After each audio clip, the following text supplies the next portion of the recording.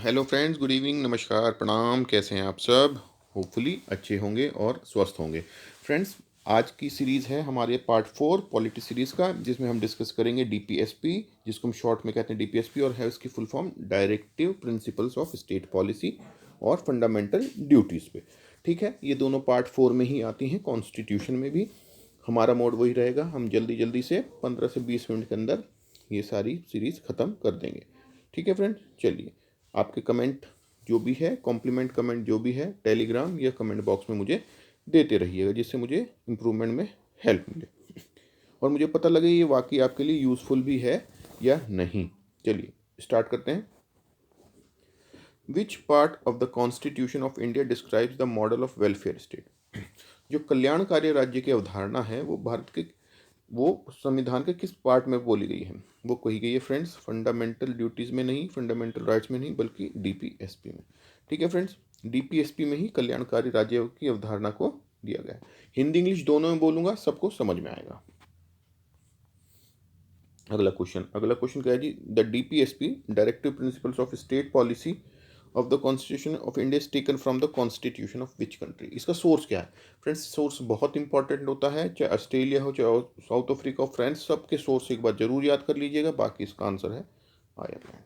क्या है जी? Ireland. Directive principle of state policies are justiciable, non justiciable, flexible या रिजिड? तो फ्रेंड्स ये है नॉन जस्टिसिएबल। नॉन जस्टिसिएबल का मतलब है इनको आप कोर्ट में जाके अपने ऊपर एनफोर्स नहीं करवा सकते। ये पूरी तरह से चॉइस है स्टेट की, यानी गवर्नमेंट की।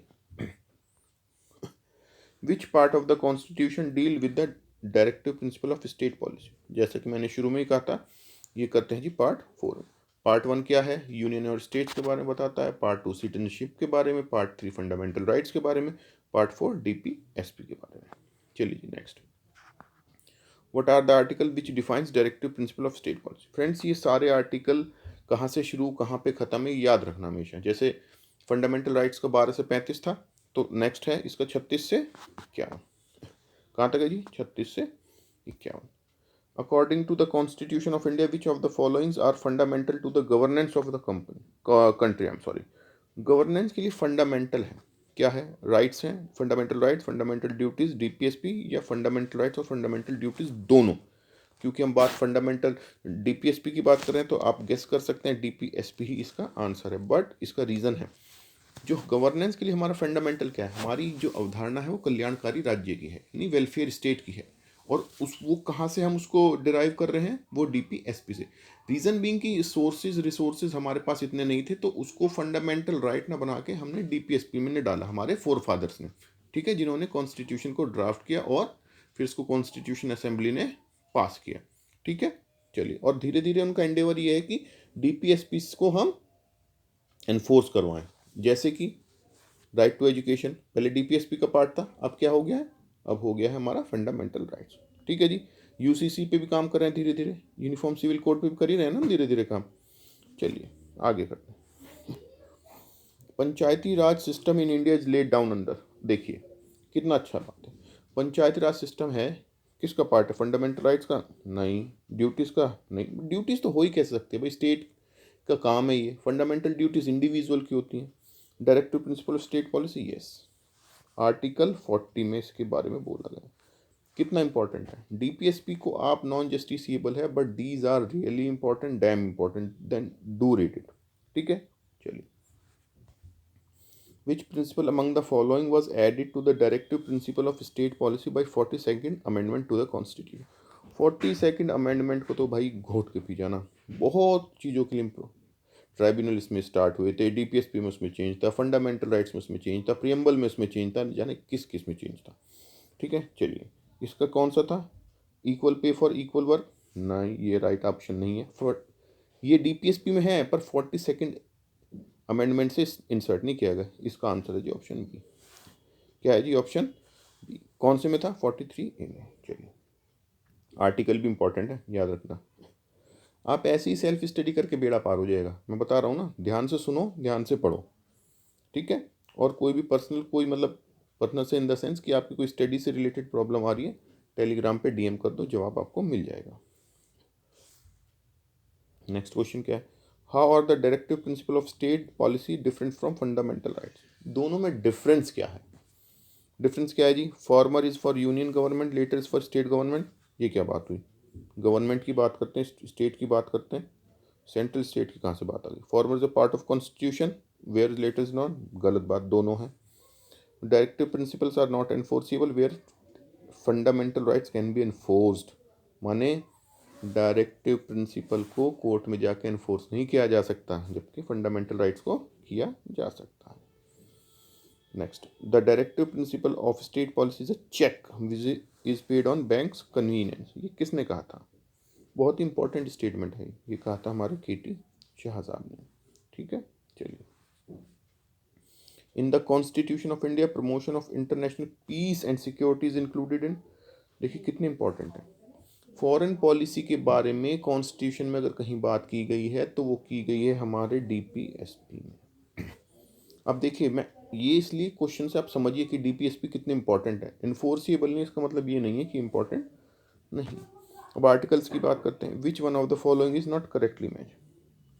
39A equal justice and free legal add, ये तो सही है। आर्टिकल 40 ऑर्गेनाइजेशन विलेजेस पंचायत, ये आपको पहले ही बता चुका हूँ। Uniform civil code article 44, article 48, ये हमारा गलत है, यानी करेक्ट ऑप्शन इज डी। ठीक है जी, सारे आर्टिकल याद कर लेना। एक क्वेश्चन आता ही आता है, directly indirectly word by word याद करना। ना हो तो पहले अंडरस्टैंड करो फिर याद करो। Next, which one of the following is not correctly match. देखिए एक और क्वेश्चन वैसे कौन कौन सा है ये मुझे आप बताएंगे कमेंट बॉक्स में। ठीक है, इसमें काफ़ी सारे तो आपको पता ही है ना। आपको दो तीन में ही दिक्कत आ सकती है। ठीक है, ये आपको पहले से ही पता है करेक्ट है, बाकी तीन में आप बताइएगा। हालांकि मैंने आपको बता दिया था पहले ही, चलो कोई बात नहीं। फ्रेंड्स, ये जो यहाँ पे है ना, ये सोसाइटीज़, ये थोड़ा सा टाइपिंग एरर है, इसको यहाँ पे ऐड कर दीजिएगा, यहाँ पे। ठीक है, चलिए next. Enforcement of directive principle depends upon most on. अब किस पे डिपेंड करते हैं? स्टेट को तो हमने बना दिया, अब भैया डिपेंड किस पे करते हैं? गवर्नमेंट की जिम्मेदारी, लेकिन गवर्नमेंट मतलब बेसिक क्या है? बेसिक है कोर्ट्स, कोर्ट्स में तो हम जा ही नहीं सकते। अफेक्टिव अपोजिशन, अफेक्टिव अपोजिशन नहीं यार, ये कोई बात नहीं। Resources available to government, yes. यही रीज़न था इनको फंडामेंटल ना बना के डायरेक्टिव प्रिंसिपल बना। नाम सोचिए, देखिए directive principle of state policy, ये वो प्रिंसिपल हैं जो स्टेट को डायरेक्ट करेंगे गाइड करेंगे गवर्नेंस के लिए। ठीक है जी, नेक्स्ट।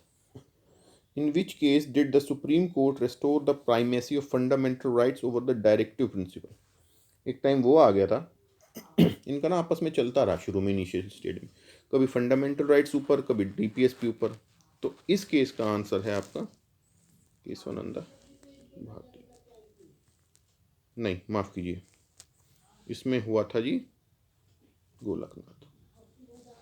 ठीक है जी, फंडामेंटल राइट्स के ऊपर, फंडामेंटल राइट्स को प्राइमेसी दी गई थी। ठीक है, fundamental rights over the directive principal. तो इसका आंसर हो गया जी गोलकनाथ केस। ठीक है, ऑप्शन। ठीक है, चलिए। India constitution does not give right to freedom of the press but it is included in. अब बताइए, क्वेश्चन पिछली बार आप पढ़ चुके हैं ना एफआर, तो एक क्वेश्चन मैंने वहां से जान से डाला। तो इसका सही आंसर है जी option D. Option D is the correct answer. Equal justice and free legal aid come under. देखिए सारी इंपॉर्टेंट चीजें, मोस्ट इंपॉर्टेंट चीजें गवर्नेंस की, डीपीएसपी। किसमें जी? DP golden triangle. ये एफआर में रह गया था बताना, बहुत ही इंपॉर्टेंट है। कहाँ से आया था ये? मेनका गांधी के केस से। क्या है जी गोल्डन ट्राइंगल? आर्टिकल 14, 19 और 20। मोस्ट इंपॉर्टेंट क्वेश्चन है ये, स्टार क्वेश्चन है ये, समझ लीजिए स्टार क्वेश्चन। ठीक है जी, चलिए next. Protection of environment is a. Environment का प्रोटेक्शन कहाँ पे किया गया है? Constitutional duty. ये तो कोई पार्ट ही नहीं है। है ना, सेपरेट को पार्ट नहीं है, किसी ना किसी पार्ट में तो दिया होगा। किस में है ये, डायरेक्टिव प्रिंसिपल में है क्या, हाँ सेक्शन आप बताना। फंडामेंटल ड्यूटी में है क्या, हाँ है, दोनों में है, तो ये option D is the correct answer. Respect for the national flag and the national anthem is, क्या है, रिस्पेक्ट कौन करेगा, ये तो इंडिविजुअल चीज़ हो गई ना। अब जब इंडिविजुअल चीज़ हो गई, ठीक है, तो क्या राइट है ये, रिस्पेक्ट करना हमारा राइट होता है कि ड्यूटी होता है, तो राइट तो हो नहीं सकता, rather it is duty.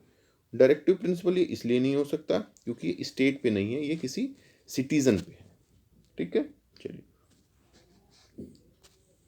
Directive principles M eight, क्या है इनका एम, मैंने आपको कई बार बताया क्या, इंश्योरिंग इंडिविजुअल लिबर्टी, वो तो फंडामेंटल राइट्स में आ जाता है। Ensuring strengthening of this country's independence, यार ये क्या बात है, providing a social and economic base for a genuine democracy, yes. Reason being इनको क्यों नहीं इन्फोर्सिबल किया गया, बिकॉज ये देखना था रिसोर्सेज की अवेलेबिलिटी, है ना, सिचुएशंस, ठीक है ना। यूनिफॉर्म सिविल कोड एकदम से ले आते, क्या वो एक्सेप्टेबल होता, नहीं होता, तो बहुत सारी चीज़ें ऐसी थी, ठीक है। चलिए, the provision relating to fundamental duties in the constitution of India were added on the recommendation of, देखिए इसमें सबसे पहला क्या हुआ कि पहली बात तो ये ओरिजिनली नहीं थी पार्ट फंडामेंटल ड्यूटीज, कब ऐड किया गया इनको, 42nd अमेंडमेंट से। देखिए कितना इंपॉर्टेंट है 42nd अमेंडमेंट, किसने किया, स्वर्ण सिंह कमेटी ने। कितनी थी, 10 थी।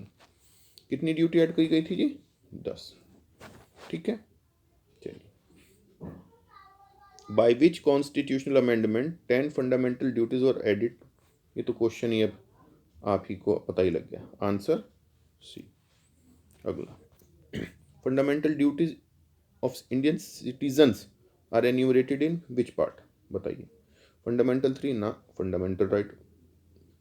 पार्ट 4 में डीपीएसपी, पार्ट 5 में, पार्ट 4 में, तो ये तीनों गलत। पार्ट 4 ए में, क्योंकि ओरिजिनल पार्ट नहीं था ना, तो इसलिए उसको ए करके इंसर्ट किया है। अब हम सारे सेपरेट तो नहीं कर सकते कि भाई 5 वाले को 6 में शिफ्ट कर दें, ऐसे तो होता नहीं है, ये हो ही नहीं सकता। तो जब भी हम इंसर्ट करते हैं उसको ए बी से ही करते हैं,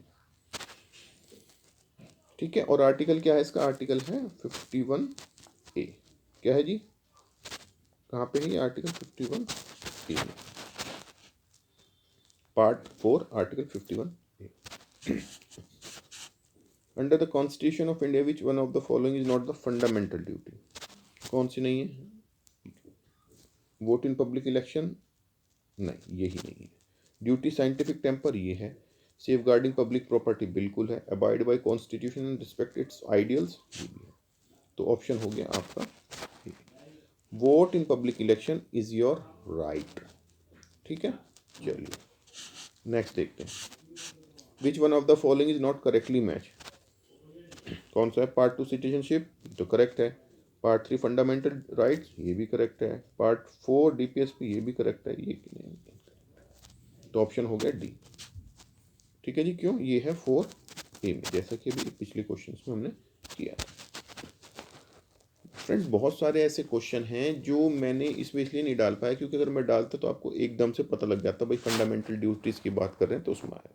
जब मैं आपको सेक्शनल मॉक दूंगा ना, या फुल फ्लेज मॉक दूंगा, जब देखिएगा, ठीक है। ये तो अभी आपको बता रहा हूँ कि क्या क्या पढ़ना है। ड्यूटीज़ मैच करवाने का रीज़न था कि आप सारी उसको याद करें, पढ़ें, ठीक है ना।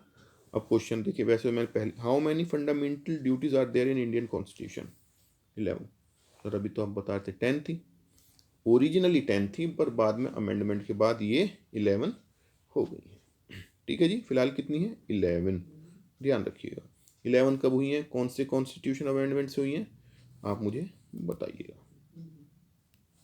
नेक्स्ट देखते हैं, it shall be the duty of every citizen of India to protect and improve the natural environment.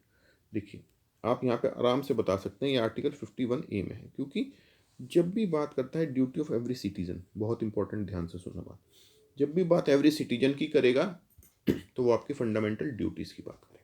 जब जब वो स्टेट की बात करेगा ड्यूटी की, तब तब वो फंडामेंटल राइट्स की बात करेगा। और जहाँ जहाँ वो डायरेक्शन देगा, नॉट एनफोर्सेबल होगा, वहाँ बात करेगा वो डीपीएसपी की। तो स्टेट के एनफोर्सेबल फंडामेंटल राइट, स्टेट को डायरेक्शन DPSP, और सिटीजन की ड्यूटी आर्टिकल 51 यानी fundamental duties. Which one of the following is not a part of fundamental duties under Indian constitution? देखिए फिर से वैसे ही question.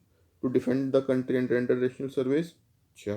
To value and preserve the rich heritage of our composite culture, अच्छा। To help in organizing village panchayat, नहीं जी, ये answer नहीं है। ये डायरेक्टिव प्रिंसिपल है स्टेट को, it has nothing to do with every citizen, ठीक है। चलिए, right to fly the national flag freely with respect and dignity, कौन फ्लाई करेगा? सिटीजन करेगा ना। तो ये क्या हो गया जी हमारा फंडामेंटल ड्यूटी। जब स्टेट करता है तो अपने अपने प्रतिष्ठानों पे, अपने अपने इंस्टीट्यूशन पे करता है एज ए स्टेट, तो वो तो करेगा ही, पर जहाँ पे ड्यूटी की बात आ गई वहाँ पे किसका हो गया? सिटीजन का, और then again it becomes fundamental duty. To uphold and protect the sovereignty, unity and integrity of India is provision made in the, कहाँ पे किया गया है? प्रिंसिपल में नहीं। कौन करेगा फोल्ड? सिटीजन करेगा ना, भाई स्टेट तो कर ही रहा है। उसके अलावा प्रियम्बल में बताया गया है सोवरिन कंट्री है, पर अपहोल्ड कैसे होगा? अपहोल्ड तो सिटीजन करेंगे, और जहाँ पर सिटीजन की बात आएगी फंडामेंटल ड्यूटी। बहुत बढ़िया बात बता रहा हूँ मैं आपको, अपनी तारीफ खुद ही कर रहा हूँ, अच्छी बात तो नहीं है, लेकिन जहाँ पे ड्यूटी की बात आएगी ना सिटीजन की, हमेशा फंडामेंटल ड्यूटीज से उसको लिंक करना, ठीक है जी। Next question, second last question of the day. Fundamental duties are, again आपको बता चुका हूँ, नॉन जस्टिसिएबल, ठीक है, नॉन जस्टिसिएबल है। Fundamental duties are non justiciable. Justiciable क्या होते हैं? FR होते हैं। Non justiciable but fundamental the governance of country, DPSP होती हैं। तो बन गया ये भी स्टार क्वेश्चन, ठीक है। चलिए, last question of the day. The fundamental duties of a citizen do not include, क्या नहीं इंक्लूड करती हैं? प्रमोटिंग कम्युनल हार्मोनी, अच्छा जी, ये तो है। डेवलपिंग साइंटिफिक टेम्पर, मैं पहले भी आपको बता चुका हूँ, साइंटिफिक टेम्पर तो है। Safeguarding public property, indeed है। Protecting children from hazardous employment, नहीं। देखिए अगर आप नहीं प्रोटेक्ट करते हैं तो कोई आप पे ड्यूटी बाउंड नहीं है, ये आपकी morality, as a moral duty आप ले सकते हैं, पर ये काम है किसका? स्टेट का। किसका काम है जी? स्टेट का, अंडर आर्टिकल 24, ठीक है जी। कैसी लगी बताइएगा ज़रूर। टेलीग्राम चैनल को भी ज्वाइन कर सकते हैं, मेरे बारे में जानना है यूट्यूब चैनल के अबाउट सेक्शन में चले जाइए, और इसी के साथ मैं लगभग 10 से 12 सीरीज में पूरे कॉन्स्टिट्यूशन को कवर करूँगा, ठीक है। बाकी stay tuned, stay in touch. Thank you, welcome, bye bye, take care.